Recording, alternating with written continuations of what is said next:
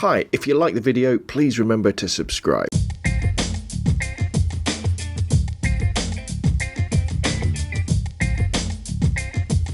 Hi, I'm Rob from robmaphoto.com, and this beginner's guide video is all going to be about an introduction to external camera flashes, automatic ones, and manual ones like this, because introducing flash photography into your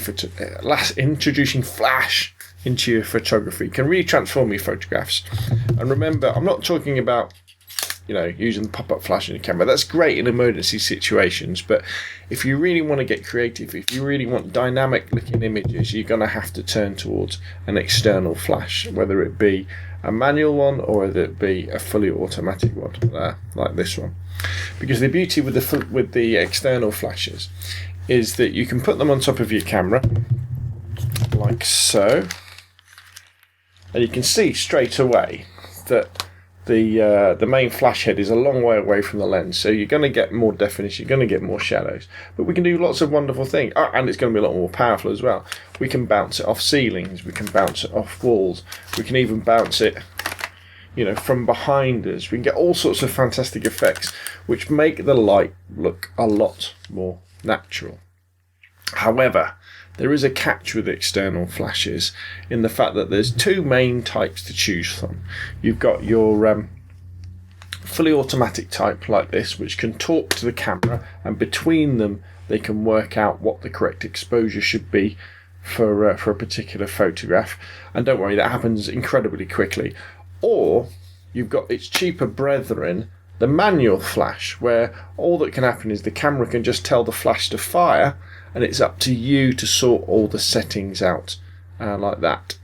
Now, all throughout this video, or when you're learning about flash photography, always remember that flash or strobe or speed lights, whatever you want to call it, it always seems a lot more complicated than it really is. If you just dive in and have a go, you'll pick it up pretty much in straight away in no time, and you'll be wowing everybody with your amazing photographs, whether that be with an automatic flash or with a manual flash. And one of the best free resources to check out is David Hobby's The Strobist site. Just Google The Strobist and you'll find it. And he's got his Flash 101, I think he calls it, where he goes into all sorts of details. But when I was learning about flash photography, I always found it's a lot more complicated to read about it and watch about it than when you actually have a go, because we kind of get it in our heads that there's these rules, and if you don't do things in certain ways, things won't work. But with photography, it's very rarely like this. If your flash is too bright or too dark, chances are the photo's still going to look okay anyway. And so don't worry about it. Dive in, have a go, and you'll be amazed with the results, and you'll be picking it up in no time. Okay, so let's start with a cheap manual flash, this one, the YN560. These tend to be not made by your camera manufacturer. Your camera manufacturer ones, your Canons, your Nikons, your Sonys, your Olympus, your Pentaxes ones, they'll be automatic flashes. But if you haven't got the budget for one, or you're going to be thinking about building up a set of flashes to use, don't write off manual flashes, because they're very, very useful indeed. And this is the Yongnuo YN560. Nice and cheap-ish, not that incredibly reliable if you read the review, but it's got everything we want from a manual flash. It's got a bounce and swivel head, so we can bounce off ceilings, we can bounce off walls, we can go straight up. It's got a diffuser, or it did have a it did have a diffuser and a bounce card, but I think they fell out. Build quality isn't that great on these. And again, we've got the variable power on the back. If I can just turn it on, there we go. So we can change the power. I don't know whether you'll be able to see those LED lights going up and down. And it's also got a couple of slave modes as well, so it can be triggered by another flash, and it can also be triggered by another flash that's working on automatic mode, and so that's very, very useful. So when you put this flash on top of your camera will know that there's a strobe, there's a speed light, there's a flash on top of it, but all the camera can do is fire the flash. it can't control the power of the flash. We've got to do it. That's our job. But manual flash is again, it's one of those things. It is a lot easier than you think it would be. What you tend to do, now this is the way I would do it. You go to manual mode, and you just set your shutter speed for the maximum flash sync speed you can get. Again, consult your manual. It's probably a 200th of a second or 250th of a second. So you set your shutter speed to that. Set your aperture to, I don't know, f8, and set your ISO to something like ISO 200, and then then take your picture, and then look on the back of your screen and see how it looks. Really technical, this. Now, if it looks a little bit too dark, what you can do is you can increase the power on the flash, nice and easy, or you could increase the ISO of your camera. Obviously, the ISO is how sensitive it is to light. Sometimes you're better off increasing the ISO of the camera, because we want to keep the power of the flash down a lot of the time, because if we want the flash to recycle fast, if we want to fire it very, very quickly, the lower the power the flash is, the quicker we can fire flashes in between shots. Whereas if we've got it blasting away at full power, we'll have to wait a few seconds in between each one. Obviously, if it was too bright, you could do the reverse. So you could dampen down the power on the flash, or you could decrease the ISO.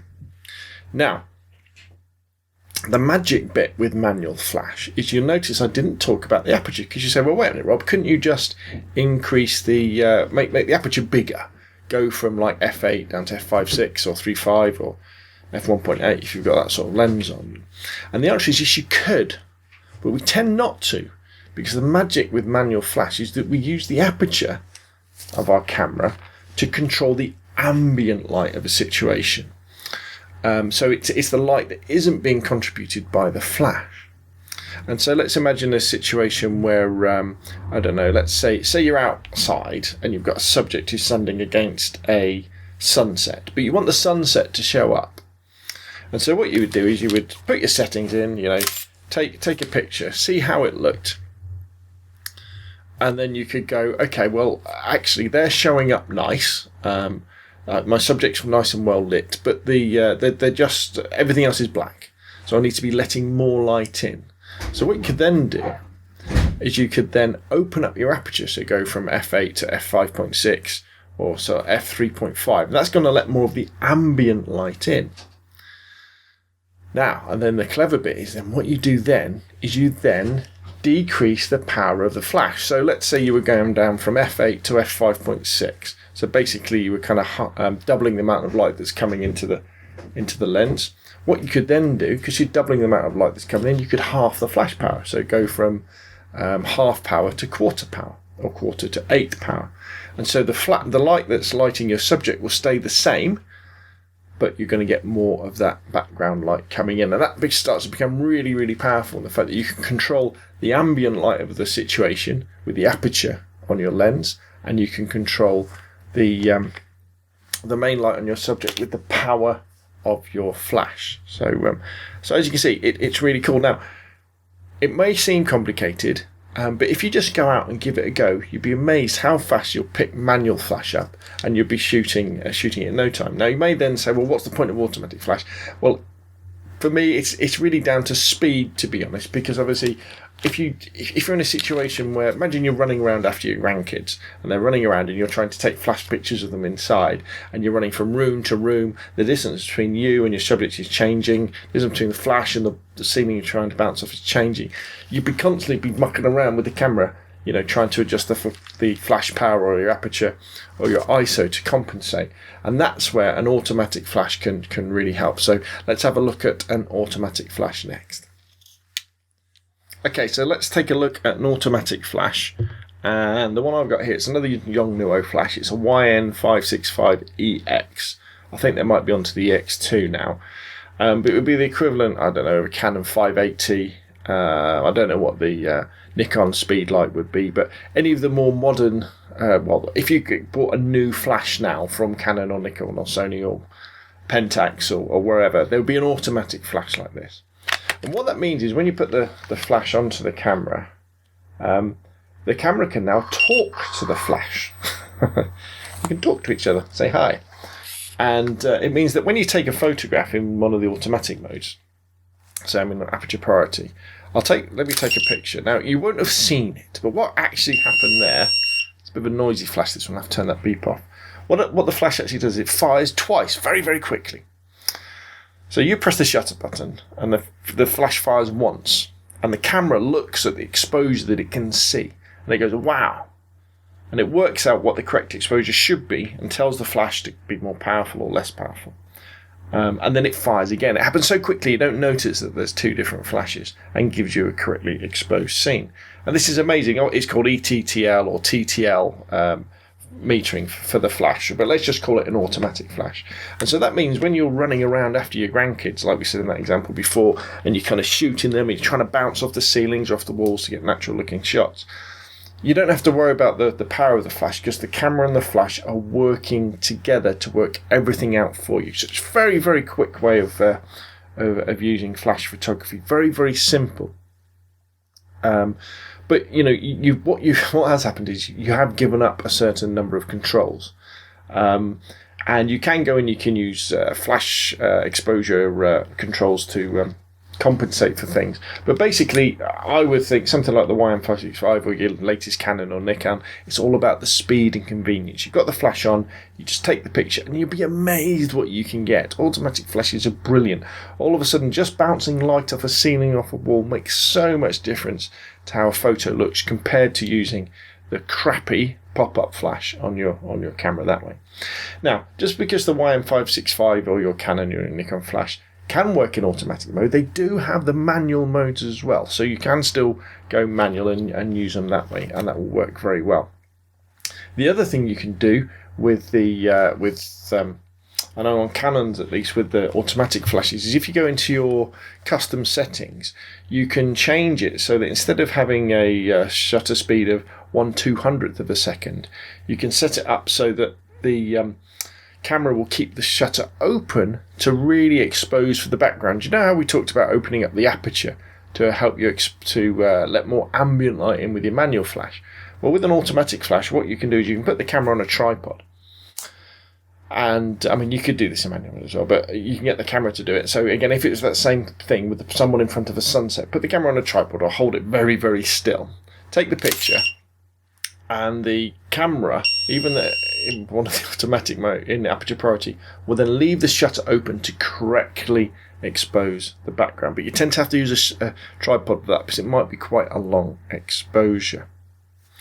So, there we have it. We've got a fully automatic flash, or ETTL flash, or ETL flash, and a manual flash. Hopefully, as part of the video, I've kind of explained, the basics of how to use them. It's fairly simple. Just even manual flash is pretty simple to do. It's just all about playing with the controls, going up and down, guessing to start off with where you should be, and then moving on from there.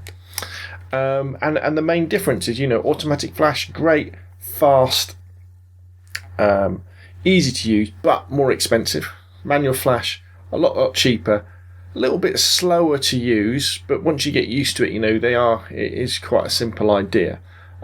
Each has got their strengths. Obviously, what I tend to think is, if you've got the budget for an automatic flash, I would say start off with an automatic flash, because the complexity to start off with won't put you off. You'll be putting the flash on, and you'll be bouncing off the ceilings and walls, getting all these lovely looking portraits and family shots and things like that, and it will whet your appetite for more, because you'll think, well, if I can do this as one flash that's on the camera and I'm just bouncing it, what happens if all of a sudden I've got two flashes in different locations? I can do backlighting, I can do side lighting, I can do rim lighting, I can have a main, I can have a kicker, all these different things. And that's where your manual flash will come in, because when you've got a multiple flash setup, you tend to run everything in manual mode, because you want to fine tune little things like your main light, maybe it's diffused, or like your rim light, to light somebody's face, or a hair light at the back, or to light a background. And that way you've got the convenience of an automatic flash for the situations where you need it, and you've got the versatility of a manual flash when you need it that way too. So, Again, that's it for this video. I've tried to keep it nice and simple. If you've got any questions, email me, scalespeeder@gmail.com. Put some comments on down below. I hope I've encouraged you to have a go with external flashes. I think after your kit lenses, these are the things that make the biggest difference to your photography. They can make your photos really pop and stand out from people who have got compact cameras. And if you like the videos, please subscribe. And thanks for watching, and hopefully I'll see you again soon.